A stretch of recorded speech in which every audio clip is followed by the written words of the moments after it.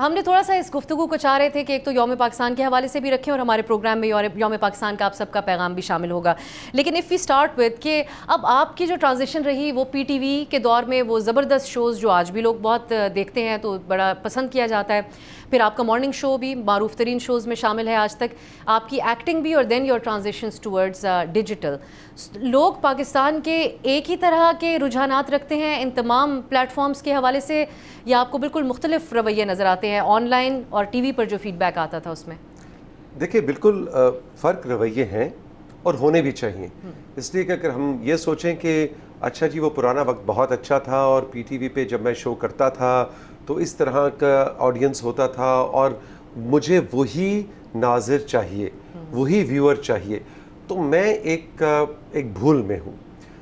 جس طرح سے ٹیکنالوجی نے ایوالو کیا ہے اسی طرح سے مجھے بھی ایوالو کرنا ہے, مجھے یعنی کہ ہر اینکر کو, ہر اداکار کو.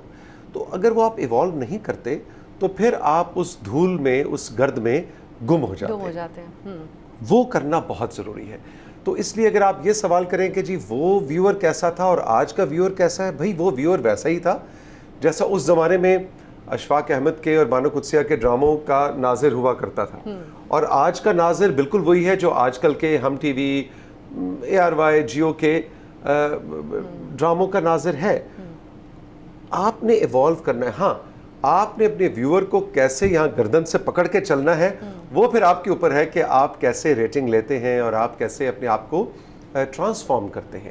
جیسے آپ نے کہا جو میں نے کیا, میرے پاس آپشن تھی کہ میں بس بیٹھ کے, اور ٹرانسفارم بھی توثیق صاحب ایسا ویسا نہیں کیا آپ نے. ایسا کیا کہ آپ عمرہ کرنے جاتے ہیں تو اس کا کلپ بھی وائرل ہو جاتا ہے. اب ہانیہ عامر جن کے والد کا کردار آپ نے ایک ڈرامے میں کیا, ان سے ملتے ہیں گلے لگا کر ان کو تو وہ بھی وائرل ہو جاتا ہے. سو یہ آپ انجوائے کرتے ہیں یا بیسکلی پریشان بھی کر دیتا ہے آپ کو اتنا زیادہ؟ It's too much feedback. I think میں پریشان ہونا بھی میری ایک چوائس تھی, لیکن میں نے پھر وہ چوز نہیں کیا, کیونکہ میں نے اگر اپنے آپ کو ایوالو کیا ہے اور میں نے اپنے آپ کو اگر آفر کیا ہے ایز اے پروڈکٹ آن, تو پھر مجھے اس طرح کی ٹرولنگ کے لیے بھی تیار رہنا چاہیے. اور وہ میں تیار تھا اور میں نے اس کو بھی بہت انجوائے کیا. یہ علیحدہ بات کہ جب میں کچھ بھی کرتا ہوں وہ وائرل ہو جاتا ہے, یہ مجھے آج تک سمجھ نہیں آئی. میں ابھی وہ ملتان کے پاس خانے وال میں ایک گاؤں میں گیا, بالکل, اور وہ میں نے صبح اٹھ کے 6 بجے ایک ریل بنائی اور وہ وائرل ہو گئی. تو آپ نے جو مثالیں دی وہ بھی آئی تھنک اگر آپ اپنے آپ کو آفر کر رہے ہیں نا آج کل کی ٹیکنالوجی اور آج کل کے ڈیجیٹل میڈیا پہ, تو پھر آپ ہر طرح کی فیڈ بیک کے لیے تیار رہیں. مجھے بھارت سے جو میرے فالوورز ہیں انہوں نے مجھ پہ فتوے لگائے وہ عمرے والی ریل پہ, وہاں کے مسلمان ایک عالم دین نے. تو میں نے کہا اوکے فائن, یہ ان کا نظریہ ہے, تو اگر اس پہ میں کہوں کہ ارے کیوں یہ وہ, I think that is not right. یا تو پھر میں گھر بیٹھ جاؤں, میں انسٹاگرام کو کر دوں بند, اور میں کہوں جی میں پی ٹی وی کا ایک پرانا بڑا اینکر تھا اور اب تو آج کل کے بچے تو جناب آج کل کی افساں کو عمل اور آج کل کے یہ کیا کر رہے ہیں. یا تو پھر یہ چوائس ہے میرے پاس. نہیں, ہمارے مقابلے میں آپ آج کل کے ہیں, میں تو کسی اور ہی پرانے دور تو میرا خیال ہے آپ کو نا ایوالو کرنا چاہیے وقت کے ساتھ ساتھ. سدرا, اب آپ کی جو پروگرامز ہوتے ہیں اس میں ایک, کیونکہ وہ دیکھا بھی بہت جاتا ہے, پسند بھی کیا جاتا ہے, اس کرائٹیریا میں بھی فٹ ہو رہا ہے, ایک اویئرنیس بھی سوسائٹی کے اندر آپ کا ہمیں نظر آتا ہے, بیک آف دا مائنڈ ایک آئیڈیا ضرور رہتا ہے. یہ بات درست ہے کہ ڈیجیٹل میڈیا پہ وہی دکھایا جا رہا ہے جو لوگ دیکھنا چاہتے ہیں, خواہ اس کی کوالٹی یا معیار کیسا ہی ہو, یا لوگ وہی دیکھ رہے ہیں جو ان کو دکھایا جا رہا ہے ان پلیٹ فارمز کے اوپر. اب sir my training is that of a communication strategist. تو اگر میں پچھلے 20 ایئرس کو دیکھتی ہوں, یعنی starting from when we graduated and how I came in to media, مجھے لگتا ہے the best underlying headline for all of this could be news, views and confused. A lot of people will bring news to you, لیکن ساتھ ہی ساتھ ہمارے جو opinions ہیں وہ ایسا لگتا ہے کہ آدھے کچے پکے ہیں. ہم کسی بھی چیز پہ ریئیکٹ کرتے ہیں rather than responding to it. I mean جہاں ہم انڈین میڈیا کا بہت مذاق اڑاتے ہیں, مجھے اچھا لگتا ہے جب میں ان کی اسپورٹس کامنٹری دیکھتی ہوں. آپ دیکھیں کہ جب ان کی ٹیم جیتتی ہے یا ان کے اسپورٹس جرنلسٹ کسی بھی ہمارے میچ کا اگر ریویو کرتے ہیں, they actually talk about our performance, they talk about the strategy. ہمارے یہاں جو تنقید ہو رہی ہوتی ہے ہر چیز کو آپ ہنسی مذاق میں یا پھر میمز میں اڑا رہے ہوتے ہیں. So there is a lack of seriousness that we can't brush over. ہمارے یہاں رسپانس रिस्पॉन्सिबल जर्नलिज्म है और उसका क्रेडिट माजरत के साथ हमारे जर्नलिस्ट नहीं ले सकते. उसकी बहुत बड़ी वजह हमारा एक ओवरऑल सोशल फैब्रिक है, जिस तरह लोग रिस्पॉन्ड करते हैं, जो आपकी इंस्टीट्यूशंस की पॉलिसीज़ हैं इस हवाले से, वो भी आपको कई हद तक कायदे में रखती हैं. वरना अगर हमारी अपनी चलने दें जाए तो वही कुछ हो रहा होगा. क्योंकि आप देखें जो ऑनलाइन सोशल मीडिया पे डिजिटल जो ओपिनियंस हैं वो भी उन्हीं जर्नलिस्ट के हैं. They all carrying their own vlogs. सो ऐसा नहीं है कि हम वहाँ पे जाके अपनी कुछ कदगने कम कर देते हैं या फसाद को ड्रॉप करते हैं.